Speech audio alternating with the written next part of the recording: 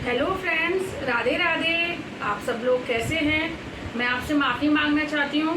मैं भागवत जी की video upload नहीं कर पाई क्योंकि मेरी आँख में स्वेलिंग हो गई थी और मुझे दिख नहीं रहा था, तो इसके लिए मुझे क्षमा करिएगा। आज हम शुरू कर रहे हैं नया टॉपिक, ब्रह्मा जी का मोह और उसका नाश। राधे राधे। ब्रह्मा जी ने परीक्षा लेने की सोची, यह कृष्ण ईश्वर है या कोई साधारण देव? यह मुझ जैसी सृष्टि बना पाएगा तो मैं मानूंगा कि यह कृष्ण ईश्वर है। यदि मेरी कसौटी पर यह पार उतरेगा तो मैं इसे ईश्वर मानूंगा। ब्रह्मा जी माया के बल से सभी बछड़ों को ब्रह्मलोक में उठा ले गए। भोजन करते करते बालकों को अपने बछड़ों की याद आई। देखा तो बछड़े वहाँ थे ही नहीं। कन्हैया से उन्होंने बात की। कन्हैया ने मित्रों से कहा, तुम भोजन करो, मैं बछड़ों को ले आऊं। कृष्ण बछड़ों को ढूंढने चले। इस प्रसंग में एक और भी रहस्य है। जब तक बच्चे भगवान को ही दृष्टि में रखकर भोजन कर रहे थे तब तक उन्हें आनंद मिला, किंतु बछड़ों की चिंता होते ही विषयों में उनका मन जा लगा तो ब्रह्मा बछड़ों को उठा ले गए और ईश्वर ही दूर हो गए। कन्हैया को ढूंढने के लिए दूर जाना पड़ा। गौप बालक ब्रह्मा के अधीन हो गए, ब्रह्मा की माया के अधीन हो गए। ब्रह्मा भी काल का एक रूप है। सांसारिक विषयों की ओर मन गया नहीं कि जीव को ब्रह्म काल पकड़ लेते हैं। भोजन करते समय यदि दृष्टि भगवान की ओर रहेगी तो भोजन भी भजन हो जाएगा। भोजन अतिशय स्वादिष्ट ना होना चाहिए। स्वादिष्ट अधिक होगा तो भरपेट खाया जाएगा। बहुत खाने से मन आलसी हो जाता है। स्वाद रहित भोजन होगा तो मात्र भूख के लिए ही खाया जा सकेगा। जिसे परमात्मा का भजन करना है उसे आलसी ना बनना चाहिए। भोजन ही के साथ तन्मय होना पाप है। श्री कृष्ण बछड़ों को ढूंढ ना पाए तो वापस लौटे। इधर आकर देखा तो गौप बालक गायब थे। श्री कृष्ण समझ गए यह सब ब्रह्मा जी की ही करतूत है। ब्रह्मा जी शायद भूल गए हैं कि मैं भी उनका दादा हूँ। कहीं पर विष्णु को ब्रह्मा का पिता कहा है तो कहीं पर पितामह। देवी भागवत के 9वें स्कंद में सृष्टि की उत्पत्ति की कथा है। सृष्टि की उत्पत्ति के बारे में सभी शास्त्र एकमत नहीं है। जगत की उत्पत्ति के विषय में की गई विचारणा भिन्न है। वैकुंठ धाम में विराजमान लक्ष्मी नारायण का नाभि में कमल उत्पन्न हुआ और उस कमल में से ब्रह्मा उत्पन्न हुए। भगवान तो कुर्तम अकुर्तम और अन्यथा कुर्तम समर्थ हैं। कृष्ण की ये इच्छा सृष्टि है। कन्हैया ने ही तो उन सब बालकों और बछड़ों का रूप धारण किया। ज्ञानी अपने शरीर से नहीं आत्मा से खेलते हैं। ईश्वर सृष्टि तो पंचभूत रहित है। मात्र अन्य को आनंद देने की दृष्टि से की गई सृष्टि लीला सृष्टि है। भगवान कहते हैं, मैं पंच महाभूत की मदद के बिना सृष्टि उत्पन्न करता हूँ। परमात्मा जब भी संकल्प करते हैं सृष्टि उत्पन्न होती है। जब ईश्वर पंच महाभूत को उत्पन्न करते हैं तब उनके आधार से ब्रह्मा जगत उत्पन्न करते हैं। द्रौपदी की साड़ी कौन से मिल की थी? स्वयं कृष्ण ही ने वस्त्र का रूप लिया था। भगवान के संकल्प ने साड़ी उत्पन्न की थी। जिसे ईश्वर ढकते हैं उसे कौन निर्वस्त्र कर सकता है? यह तो श्री कृष्ण का संकल्प था, लीला थी। श्री कृष्ण ने गौप बालकों की कमली, लकड़ी आदि के अनेक रूप धारण किए। जगत गुरु शंकराचार्य का वाद विवर्तवाद है। यह जगत मिथ्या है, असत्य है।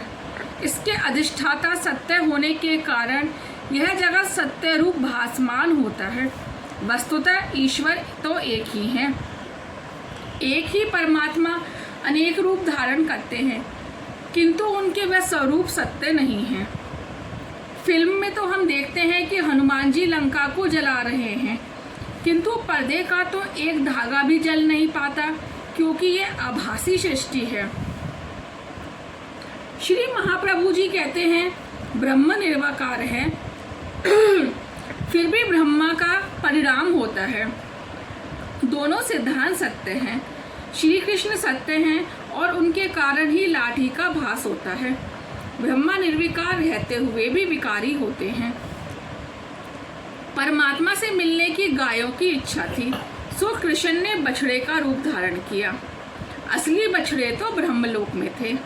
जिन बछड़ों ने स्तनपान छोड़ दिया था वे भी आज स्तनपान कर रहे हैं। गायें भी बड़े बड़े बछड़ों को स्तनपान करने लगी।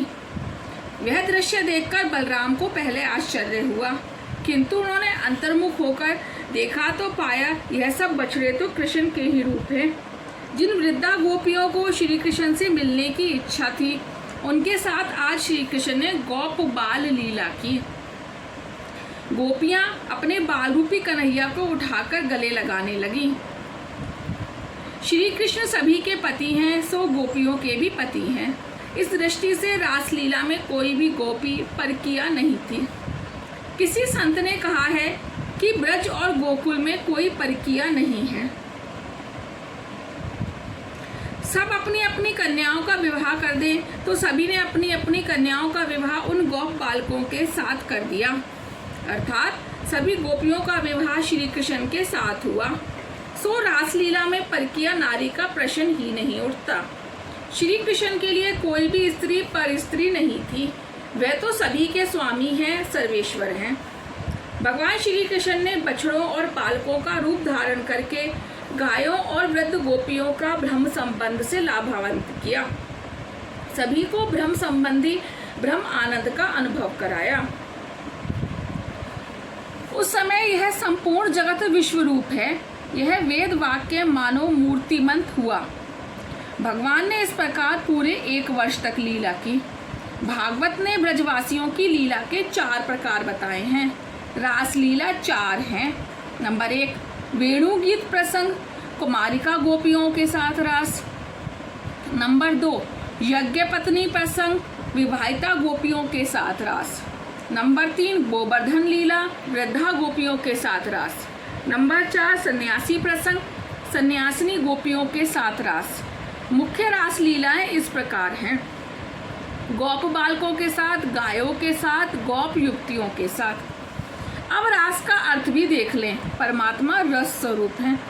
इस रस रूप ईश्वर के साथ तादात्म्य होना ही रास है। परमात्मा से जीव का मिलन रास है। ऐसा कौन सा जीव होगा जो ईश्वर से मिलने की इच्छा ना करता हो। इन लीलाओं से प्रभु ने सभी को मुग्ध करके रस बांटा, आनंद का आविर्भाव किया। प्रभु ने सबको समान रूप में आनंद दिया है।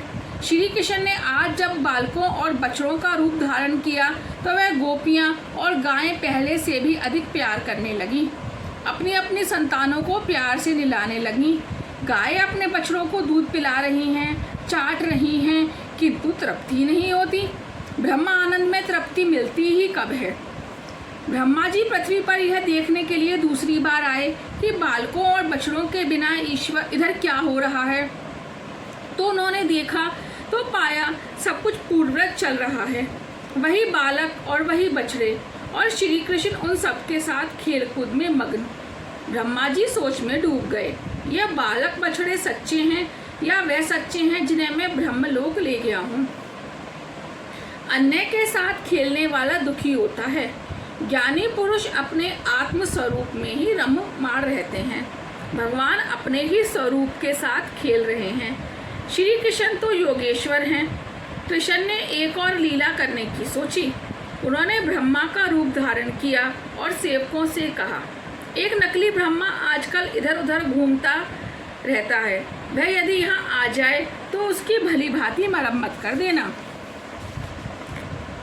सोच में डूबे हुए ब्रह्मा जी जब ब्रह्मलोक में पहुंचे तो सेवकों ने उनकी मरम्मत करनी शुरू कर दी। तू तो नकली है। सच्चे ब्रह्मा जी तो राजप्रसाद में बैठे हुए हैं। ब्रह्मा जी ने आंखें बंद करके ध्यान अवस्थित होकर देखा तो अपने सिंहासन पर श्री कृष्ण को बैठा पाया। सभी बालक और बछड़ों में भी उन्हीं को पाया। पर ब्रह्म का उन्हें दर्शन हुआ। ब्रह्मा जी बाल कृष्ण की परीक्षा लेने चले थे, किंतु स्वयं उन्हीं की परीक्षा हो गई। कृष्ण में नारायण स्वरूप का दर्शन हुआ। मेरे नारायण ही श्री कृष्ण का रूप लेकर आए हैं। ब्रह्मा जी स्तुति करने लगे। ब्रह्मा की वह स्तुति बड़ी ही अद्भुत है। व्यास जी ने इसमें चारों वेद एकत्रित कर दिए हैं। आपका स्वरूप वर्षाकालीन मेघ के समान श्याम है, उस पर पीतांबर बिजली की भांति दमक रहा है। कानों में गुंजा के कुंडल और सिर पर मोर पंख का मुकुट है। आपके मुख की शोभा अनोखी है। वक्ष स्थल पर वनमाला झूल रही है। हाथ में दही भात का ग्रास, बगल में लकड़ी और सींग तथा कमर पर बांसुरी बंधी हुई है। कमल से भी कोमल चरणों वाले मधुर गौप बाल वेशी आप परमात्मा को मैं वंदन करता हूँ। श्री कृष्ण मेघ के समान श्याम है। परमात्मा ने मेघ समान वर्ण धारण किया, क्योंकि मेघ संत है। मेघ नमकीन पानी पीकर लोगों को मधुर जल देते हैं। नमकीन पानी दुख का और मीठा पानी सुख का प्रतीक है। अतिशय दुखी को सुखी करके जो दूसरों को सुख देता है वह संत है। स्वयं सुख भोग कर दूसरों को सुखी करने वाला सज्जन तो है, किंतु संत नहीं। राधे राधे। आगे का कल पूरा करेंगे। धन्यवाद। राधे राधे।